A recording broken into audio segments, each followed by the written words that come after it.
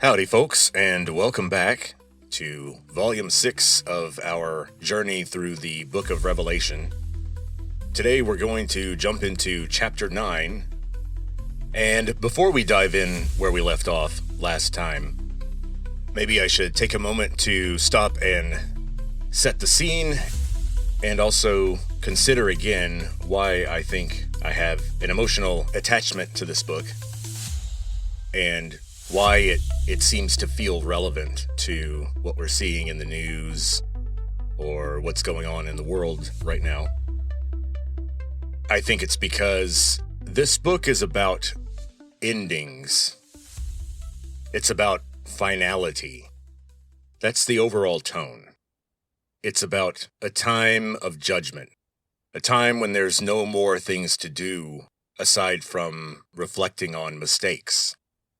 It's the time to suffer consequences of the things that happened years ago.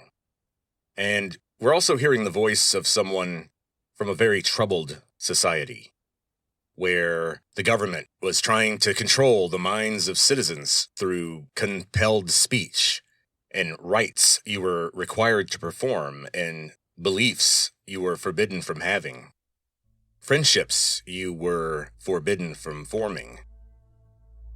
Another way to look at this time period and get a sense of the darkness and despair that someone like John might feel when he reflects on the Greco-Roman world, the world of his time. One thing to consider, to maybe put yourself in his position, is he comes from a society where almost no one does any productive work. And what I mean by that is that no one earns money from working. Rich people do nothing, and poor people work very hard all day. I think to any normal human sensibility, that world would strike them as being morally backwards. What do I mean by non-productive work? Well, whoever's working on these farms to produce all this food, surely that's productive work, right? Otherwise, people are starving.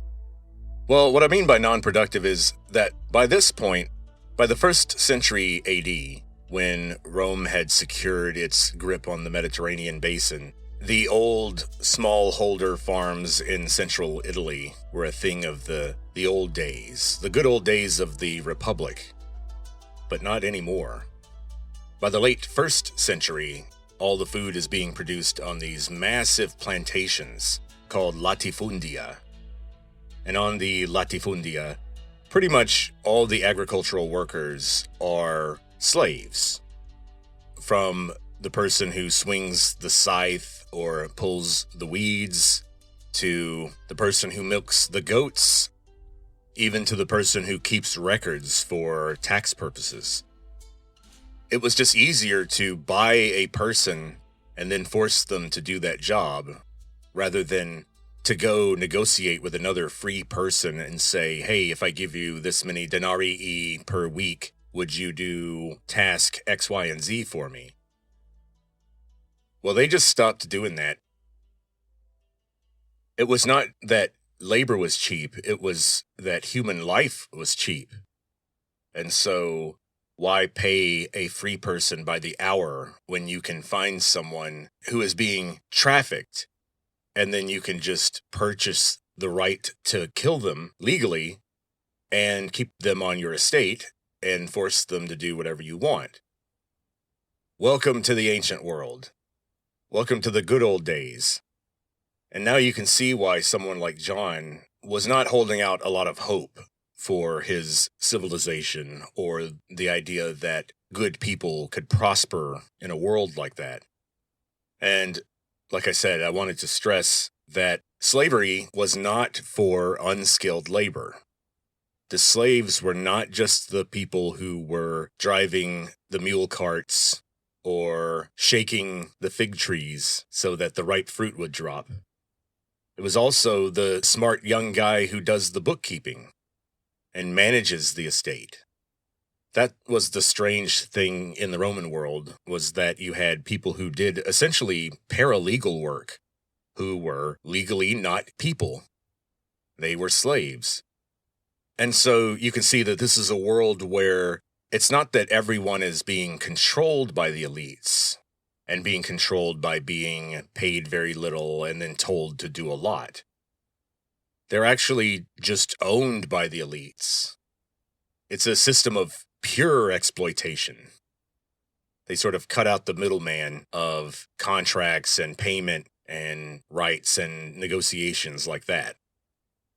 And I think the similarities between the Roman Empire and the United States was a similarity that people caught on to pretty early on. And I think that's why in the late 19th century we see that American Protestants began to have a particularly close relationship with the Book of Revelation. I remember when I was a kid, back in the days of what people are calling now the Satanic Panic of the 1980s and 1990s, there was a definite sense that America had entered the end times, the tribulation, what John calls the thlipsis, the period of torture for the church. And there were definitely some cultural signposts and movements that they could point to make their point. They were not completely off base. And we will talk more about these specifically 20th century American interpretations of Revelation later on, especially when we encounter the being referred to as Toterion, in other words, the beast. So to take us back to where we left off, we ended at the end of chapter 8 with a very strange image of an eagle flying along the midline of the heavens, i.e. the ecliptic, crying out, "Uai, uai, uai," which is ancient Greek for the word woe. And John describes the eagle as expressing concern and trepidation for what will befall humans next in chapter 9. Now, using my recently acquired mediocre skills with Audacity, I used real eagle noises to imply that maybe John chose this image of an eagle crying because an eagle does make a sound that sounds like the ancient Greek word for woe.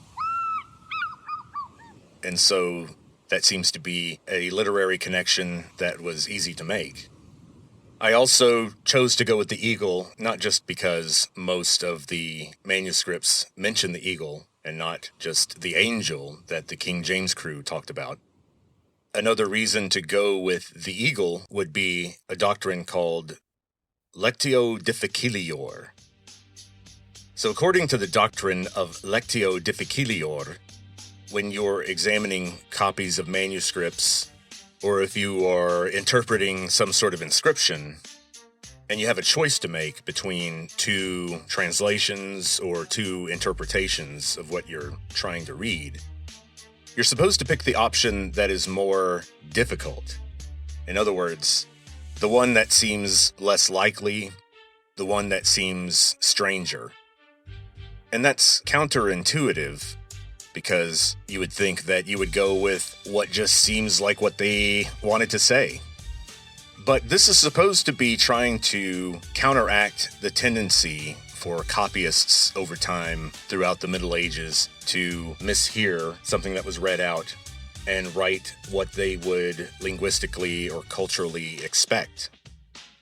Because remember, before the printing press in early modern Europe, you had rooms full of barely literate people who were hired as copyists, who would sit there in a room and listen to someone read a source text. And then all the copyists would write down what's being said. And hopefully, by the end of the day, you would have 20 copies of some document made. And that's how things worked in the ancient world. It wasn't exactly an information superhighway. That's why they called it the Iron Age and not the Information Age. And so I can see the logic behind someone in Elizabethan England who doesn't have this sort of native gut level familiarity with ancient Greek, and who also is not particularly familiar with the vocalizations of wild eagles. And so they chose to go with Angel, where the original author, who probably heard eagles crying in the wild all the time there on Patmos, and someone who is at least partly a native speaker of ancient Greek, it wouldn't be as strange of a literary choice for John as it would be for someone in the King James crew.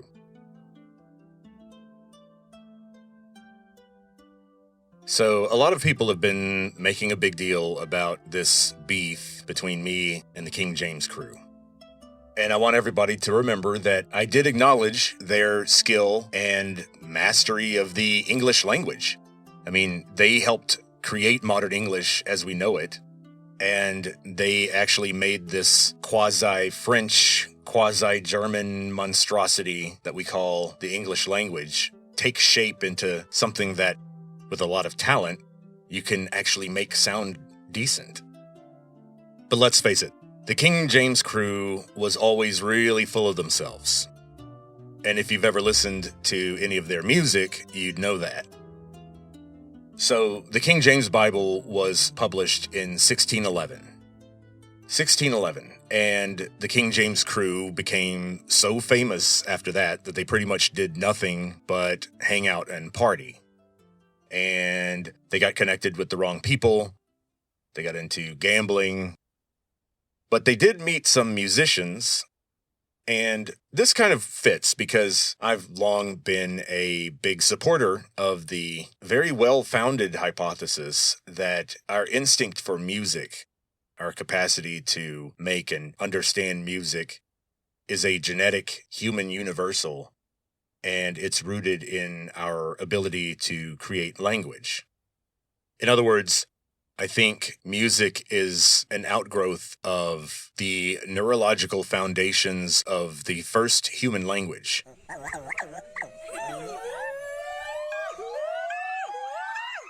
And these variations of Homo erectus out there in Northeast Africa or Southwest Asia, we're not talking about astronomy or calculus or how to cut the best dovetail joint. They were expressing things like loneliness or lust or pain or fury or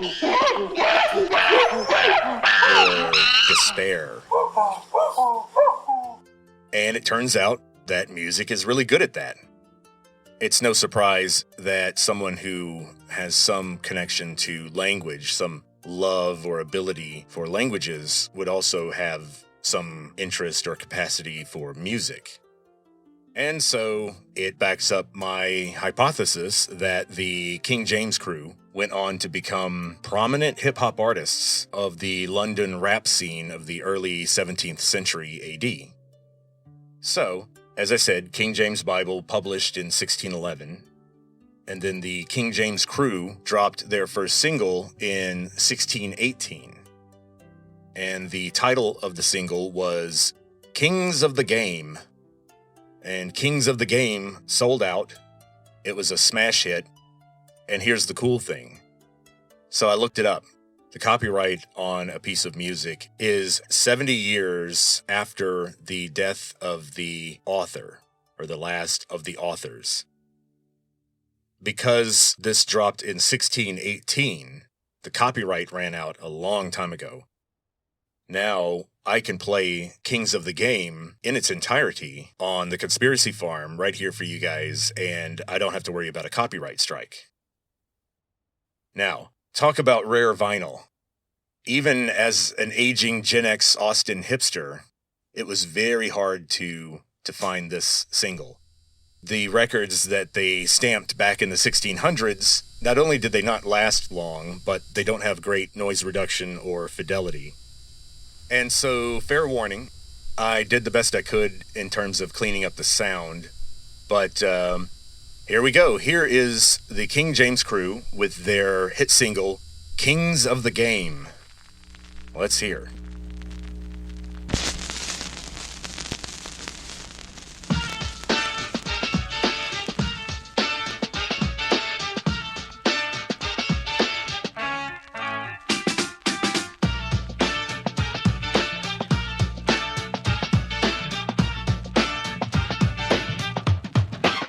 Yeah, baby, you know we shine. King James, cool, we so fine.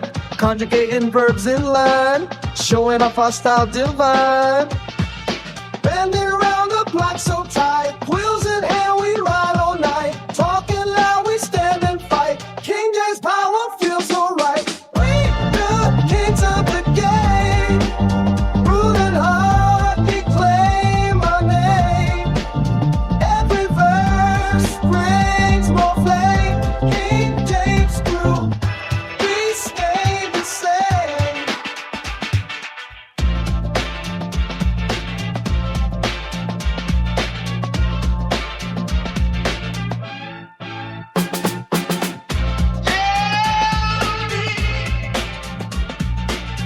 It's where the powers that be, a den of thieves, one of a kind, and a sign of the times, the blind leading the blind, born again by the skin of my teeth. The spirit was willing, but my flesh was weak. Yeah, you know we run the show. Every word we drop will grow. Through the highs and through the lows, our legacy continues to grow. Standing around the block so tight, quills in hand, we ride all night. Talking loud, we stand and fight. King James power feels so right. We the kings of the game, ruling hard, we claim our name.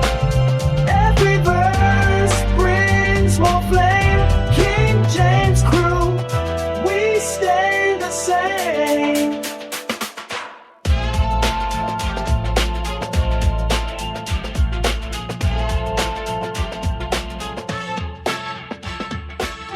Now my cup runneth over, and I fight the good fight. I turn the world upside down like a thief in the night. You're a drop in the bucket, the stumbling block. I be fruitful and multiply. You done fell by the wayside, fallen from grace, fell flat on your face in the twinkling of an eye. I'm the writing on the wall, and vengeance is mine.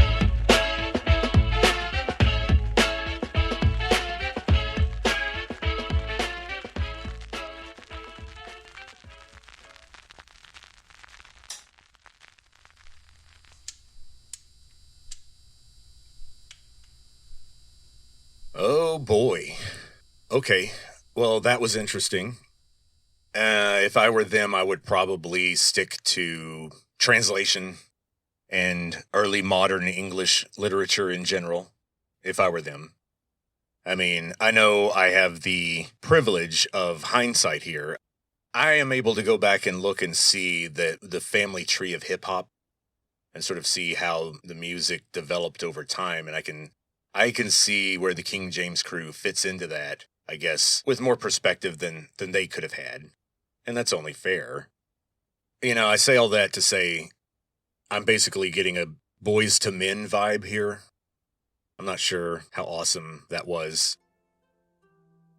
One cool thing I can say about the lyrics there is that, as you probably noticed, a few of those verses were created entirely out of phrases and idioms from the King James translation of the Bible that had become famous and became part of everyday modern English due to their skills in translation.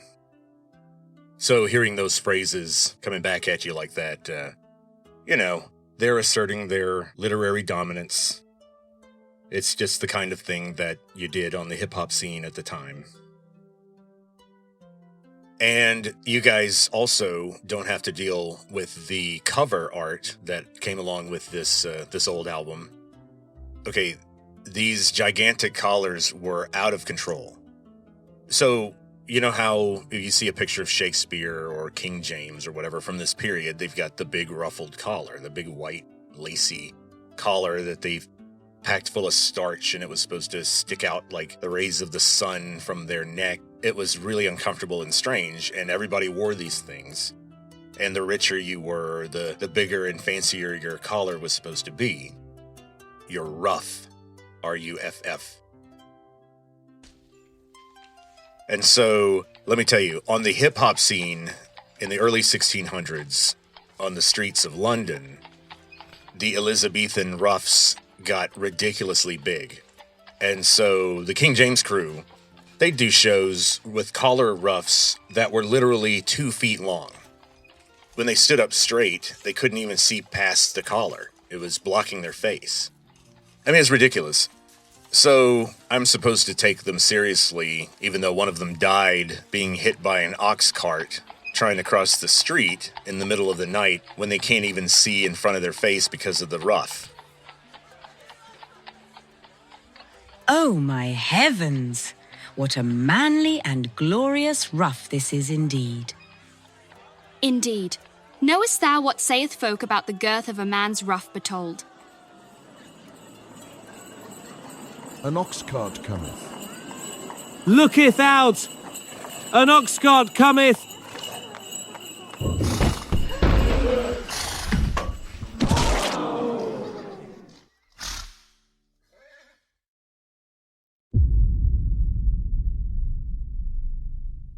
And that's just silly. And I'm supposed to take them that seriously. And, okay, sure, they were handpicked by the Vicar of Christ on earth, i.e., the King of England, who, at the time, was the head of the Church of England, which was, as we all know, the only true religious faith ever known to mankind. And so, who am I, some colonial mutt, to question their authority? Okay, so where were we before we got sidetracked by the Dusty Collar crew? We were talking about the 3 trumpets left. 3 out of 7. Always the number 7 with John, as you recall. Today we're going to start with the 5th trumpet. And it's a doozy. Let's just say it's not something that happens every day. Not something that would be easy to describe. Not something you would expect. It's unexpected, in other words. Unexpected and unfortunate. But on a positive note, we do get to briefly meet an old acquaintance. In one episode of the J Word, we encountered a being called, let's see, what's his name?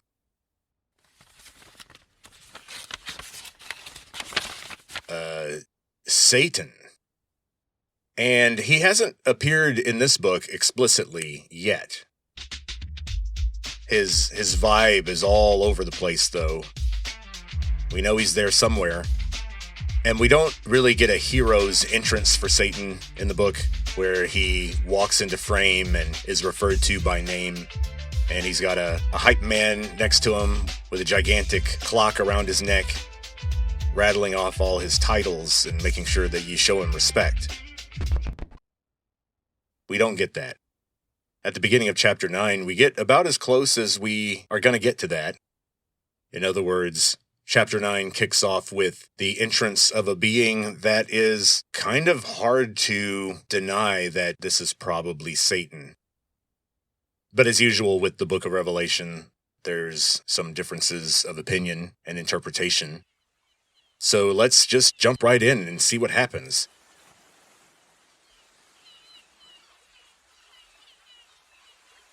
The 5th angel blew his trumpet. And I saw a star.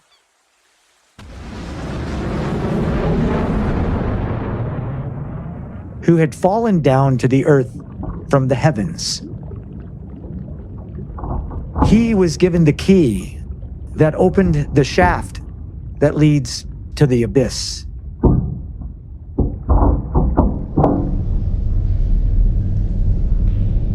He unlocked the shaft over the bottomless pit. And smoke rose up out of the deep, like smoke from a huge furnace.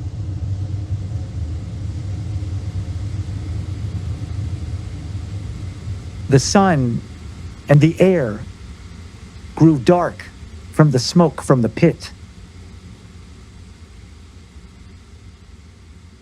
Oh boy. Well, this passage is particularly famous because it brings up so many issues, and it's very strange. One thing that jumps out at you immediately is this kind of bait and switch that John pulls here, where he talks about a star, but then he makes it clear that this star is some sort of person or being. Of course, since this is a star that fell from the heavens and is unleashing evil on the earth, then it has been associated with Satan. And in a previous episode, we did talk about how, according to mainstream Christian theology, Satan has a great deal of authority over the earth. And in an Orthodox Christian view, this authority has been granted by God because it would have to be in order for it to occur in the universe.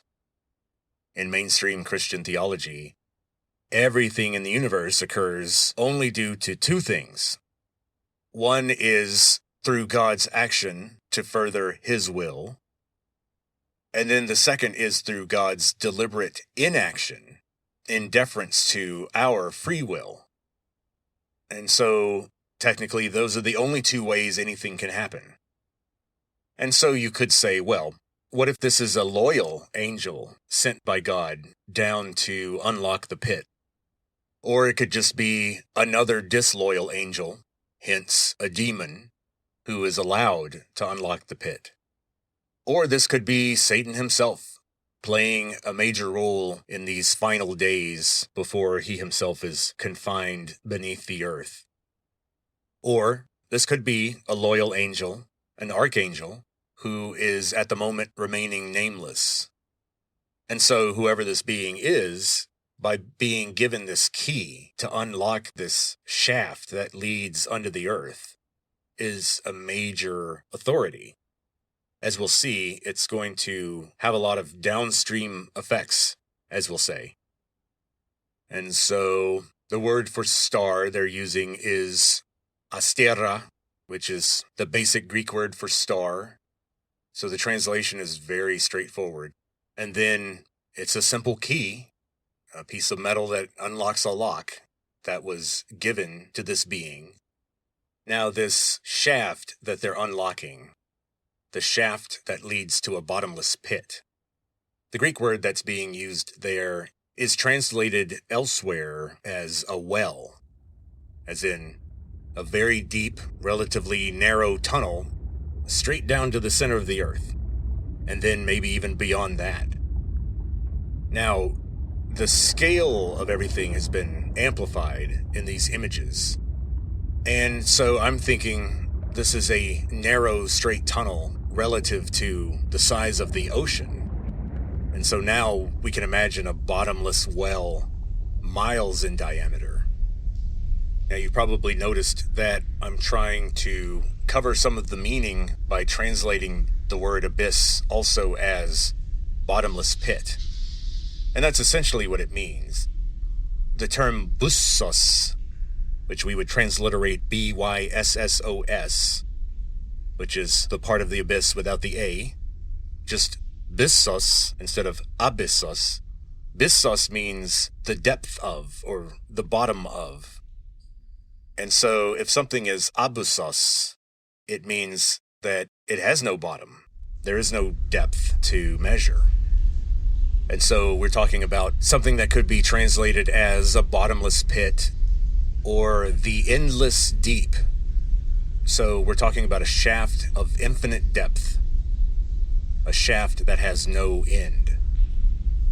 The phrase endless deep is also used a lot in translations, and I think that has the kind of nightmarish, infinite sinking feeling combined with a poetic verbal simplicity that was intended. And as I said before, this Greek word abyssos literally just means without a bottom, profound, very, very deep. Now, this is connected to the Hebrew word tehom, which is used in the Old Testament, in Genesis in particular, to refer either to the ocean or to the underworld. So it's generally just places below the earth. unseen places at the bottom of the ocean or under the surface of the earth. Or, I think, what is implied in the passages we just heard, both. Something that is under the ocean floor. For example, in the Old Testament, there are times when it's describing the underworld in the sense of the place where the spirits of the dead dwell or where wicked souls are confined. They refer to the bottomless pit, to Tehom, to the endless deep. Also, before creation was completed, in Genesis, it talks about the earth being without form and void. And then there's that statement, darkness was upon the face of the deep, and the Spirit of God moved upon the face of the waters. Now, in Hebrew, when it says upon the face of the deep, it's using tehom there. So it's referring to the place that we're talking about here. So this deep that was without form and void before the earth was created is the place that's being opened up now. And it's a place where we know some dark things have been confined. Now, if you do what I try to do and just let these words paint a picture in your head, I think most people will picture something that seems like a volcanic event of some kind. And I think that's what is intended here. I think John saw something that involves volcanic activity. Now, note that volcanic activity occurs as a result of an asteroid impact. And so you can see that there's a broad range of things that might be happening here that would explain what John is seeing. And now thinking back to the fact that this is a star that's being personified and associated with Satan, in other words, is that just poetic license? In other words, what if John is really saying that he saw something that looked like a star fall out of the sky?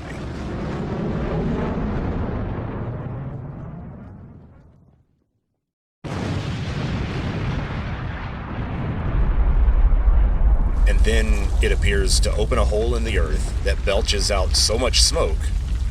And note that what looks like smoke is what a modern geologist would call a pyroclastic flow. In other words, a cloud of superheated ash that can billow up out of volcanoes that are erupting. This is exactly what Pompeii was buried in. And John would have known a lot about this. Pompeii was destroyed in 79 AD. And John would have been a teenager or a young man at the time. And news traveled lightning fast around the Mediterranean. And John was a well-traveled, urban, literate person by the standards of the time. So it's extremely unlikely that he would have been in the dark about the danger of volcanoes. In fact, based on the timing of the destruction of Pompeii, 9 years after the destruction of the Temple of Jerusalem, it makes you wonder whether John would have interpreted the destruction of Pompeii as a kind of natural consequence of what the pagans were doing to Christians at the time. Makes you wonder. What John is describing here is far worse than the eruption of just one volcano in Italy. Mountains are generally not described as bottomless pits. So this is a hole in the earth, not a volcano, because John knew what those were. He would have just said, "Hey, I saw a volcano erupting with fire and ash." But no, he sees this bright object drop out of the sky, and then the next thing he sees is, quote-unquote, smoke pouring out of a bottomless pit. That's more like what an asteroid strike would look like. An asteroid strike that's about the size of the Chicxulub impact event would create a global scale pyroclastic flow. So imagine the entire west coast of North and South America and the Pacific Rim cities all leveled by pyroclastic flows. In other words, these billowing, rolling, giant clouds of superheated ash that ignite anything flammable that they touch. An impact in the Pacific Ocean could bury half the continent in burning ash, and there would be earthquakes that would send us back to the Stone Age. Imagine an hour-long earthquake at level 10 on the Richter scale. So we're talking earthquakes where they're so severe that even if you're outside a building on flat ground and you're nowhere near anything that could fall on you, you could still be injured strictly from the G-forces of the earth moving under your feet. That's pretty intense. And so before we move on, just bear in mind that ever since the book was published, both Christian and secular scholars have seen Revelation as being layered and cyclical. In other words, there are multiple references to the same event, and the same event will be seen in different contexts. So, this impact may be related to the impact we talked about in previous episodes. This may not be an entirely separate event. As you might recall, this is not the first object we've seen falling out of the sky and having a very negative effect on the Earth. And so, once again, we might be seeing a diffraction here. His vision may be a kind of house of mirrors type of image where he's seeing different aspects of the same events at the same time in a way that seems simultaneous. I guess that's a long way to say the book of Revelation is not linear storytelling. You have to sort of think of John as writing in the same style as Christopher Nolan. He has a tendency to have a loose or creative relationship with time when it comes to storytelling. But we are moving on to describe more of the consequences of this pyroclastic flow, this cloud of smoke that billows up out of this giant hole in the earth. So what happens next? We've got all this smoke. Does the smoke just blow away and everybody's okay? A little scared, a little shaken up, but none the worse? No such luck. Let's see what happens. And out of this smoke,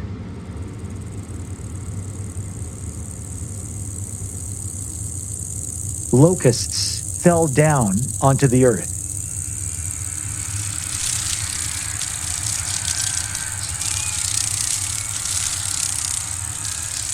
And they had the same powers as scorpions do. They were told not to harm the grass, or any green thing, or any tree. And they could not harm people who had the seal of God on their foreheads. They were not allowed to kill anyone, only torture them for 5 months. And this torment was like the pain of a scorpion sting. And in those days, people will look for death, but they won't find it. They will want to die, but death will run from them. Okay, well, this is an unexpected development. One thing I can assure you is that the translation is about as plain as it gets. The word for smoke here is the Greek word for smoke. The word for locust, akrides, is the Greek word for a locust, and nothing else. When he says that they have the same powers as scorpions, he uses the word skorpioi. Skorpios in Greek would be a scorpion. It's where we get the word from. And so He's using very ordinary words for ordinary things, but it's clear that they are stand-ins for something else. Also note that when they were told not to harm the grass or any green thing, the phrase used is ude pan chloron, meaning nothing that was chloros, or green, as we talked about earlier. And once again, we have to talk about John sort of just knowing the intent or the sphere of authority of the figures that he's seeing in the vision. So in this case, he knows that these locusts had a mission and instructions. They had rules of engagement, in other words. So they were not supposed to destroy anything green, any living plants, or any of the small group of people who had the seal of God on their foreheads. And they had the authority, or they were allowed to torture people for 5 months. And it's interesting, this authority in Greek is exousia, which is really like the powers that a superhero has, or the executive authority of a president. So it really does refer to what someone has the legal or physical capability to do. Now, at the very end there, in the Greek, it says that the people will search for death, and in Greek, death is thanatos. So they were looking for ton thanaton, but me heuresusin auton. They were not able to find it. They could not find it. Now, believe it or not, you've heard that word heuresusin before. You've heard it in another form, heureka. Me heuresusin means they will not find it. But heureka means I have found it. Heureka, probably in the Doric form heuraka, was famously spoken by an ancient Greek speaker named Archimedes. Archimedes. Now, Archimedes was a famous mathematician and early engineer who lived in Syracuse in Sicily. And Syracuse was ruled by a Greek tyrant who was fantastically wealthy. And Archimedes lived there and was hired by the tyrant to basically develop siege defenses and other cool mechanical stuff that made Syracuse famous at the time. A lot of people may have heard of the Antikythera mechanism. Oh boy, Antikythera. And it's basically this fantastically complex clock-like machine that, when it was found in a shipwreck, it was highly doubted to have been from this time period because it was considered to be way too advanced in terms of the metallurgy and the tolerances of the cuts in the gears and that sort of thing. Well, it turns out that it appears that ancient people were capable of those kinds of feats of engineering on occasion on a very small scale. And it turns out that there are accounts of devices that Archimedes built. And apparently someone could actually travel to Syracuse to see planetaria, these mechanical representations of the stars and the planets in motion that Archimedes built or designed and had built with the funding of the local tyrant. And the story behind Eureka and why Archimedes ran down the street yelling that does give you a good picture of what kind of person Archimedes was. I think it's fair to say there's good evidence that Archimedes was on the autism spectrum. And there are a lot of stories about his unusual way of relating to people. but then also his extremely creative, if obsessive, work methods. Archimedes was known for forgetting to eat or sleep or bathe while he was working on a problem, either a mathematical proof or designing some device.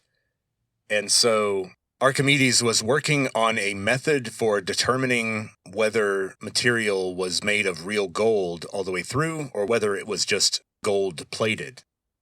Now, he wanted to be able to do this quickly and efficiently without having to cut open the material or damage it in any way. And of course, as some of you with physics or chemistry backgrounds know, Archimedes started to look at the idea of specific gravity. And so he could dunk an object in water and look at the mass of the water that was displaced by the object, and with some math, he could figure out what it was made of. He could figure out whether he was looking at something that was solid gold. And so, thanks to this water displacement idea, Archimedes was so excited that he had a method now that he could prove what a substance was made of. He was so excited that apparently, without dressing himself appropriately, he burst out the door of his well-to-do home and ran down the street saying, "Heureka!" or in his probable dialect, "Heureka! I've found it! I have found it!" And that's the story. Now, is that true? There are a lot of these little legends about Archimedes, and I personally think that, where there's smoke, there's fire. It doesn't seem like a stretch to me that he would be an unusual person, given his unusual achievements. And this is in the late 200s BC. So this is after the Roman Republic formed, but before the imperial system was in place. This is before Caesar.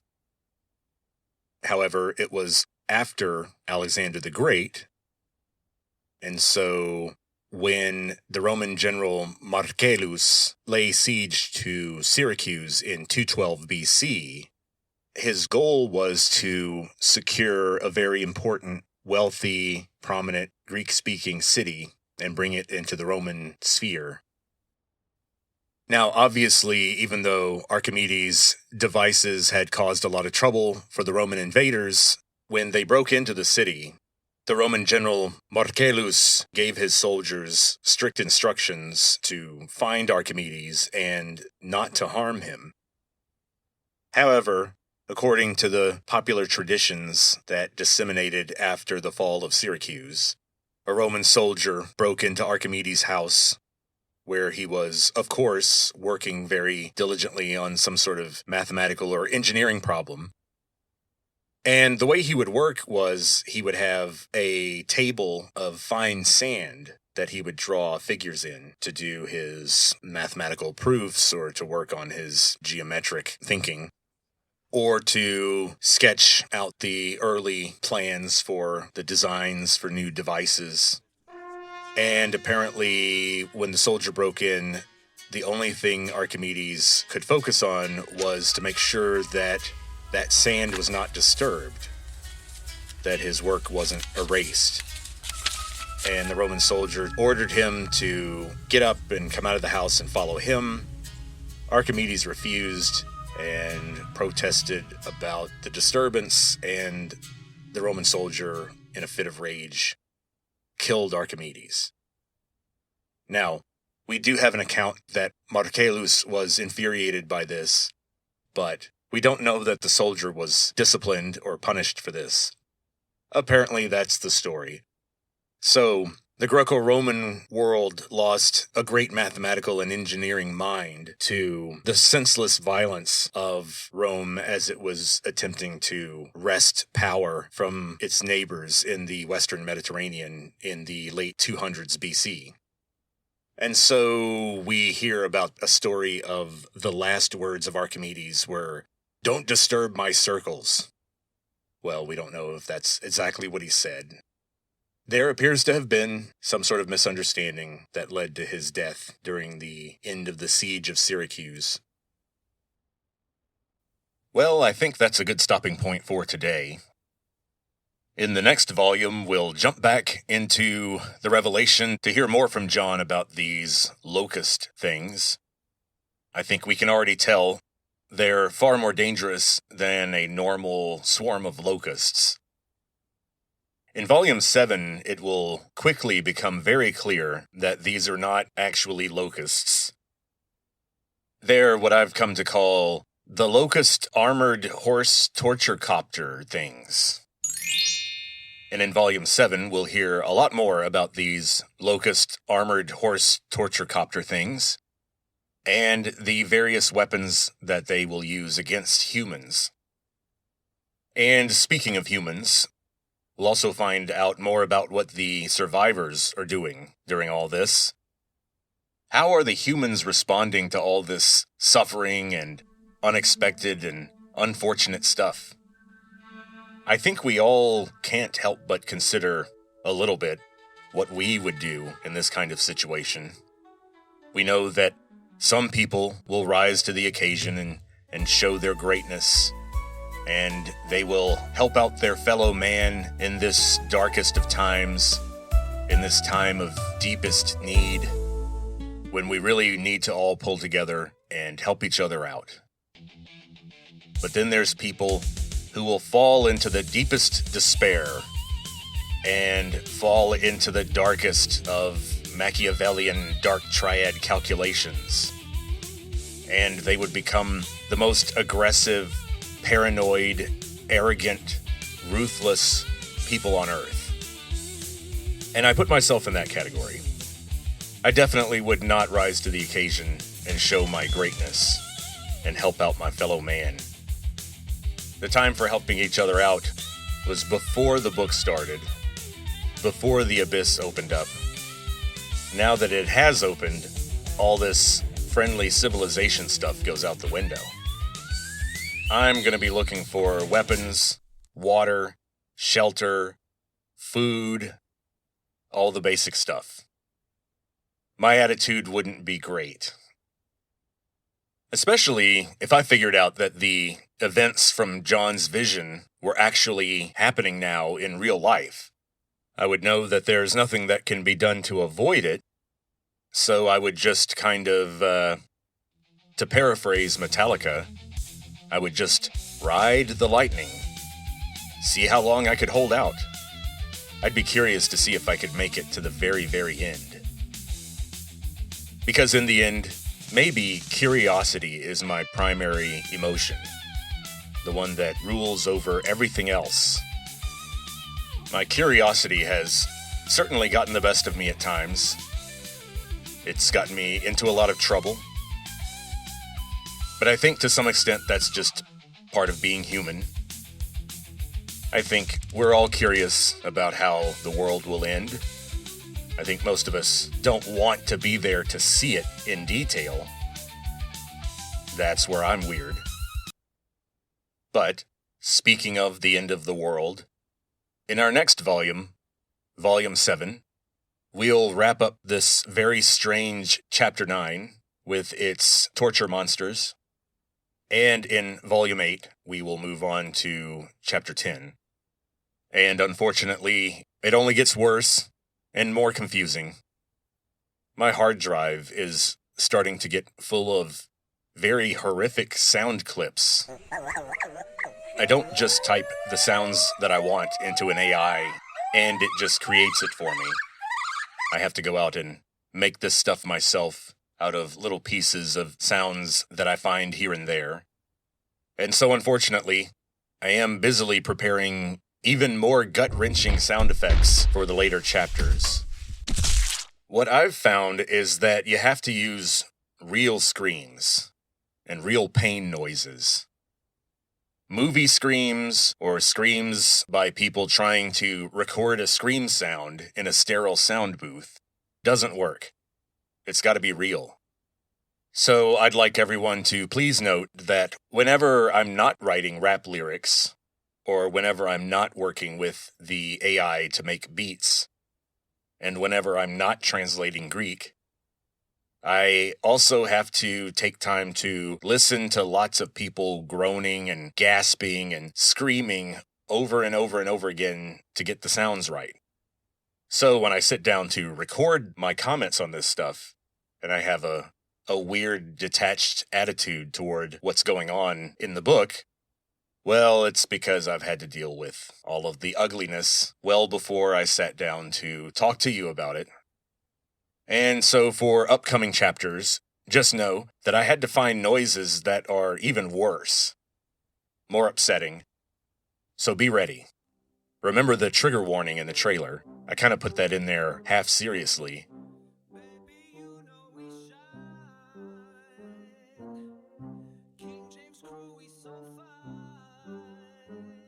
And speaking of being serious, and not making a joke of things that you shouldn't joke about, remember, the next time you have a drink, or a beer, or a 40, pour out a couple of sips for our fallen homies from the King James crew.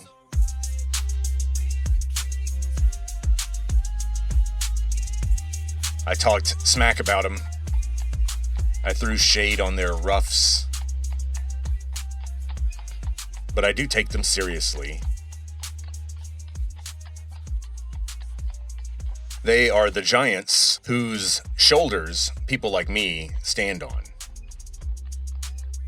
And damn it, if they like wearing gigantic ruffs, Oh my heavens.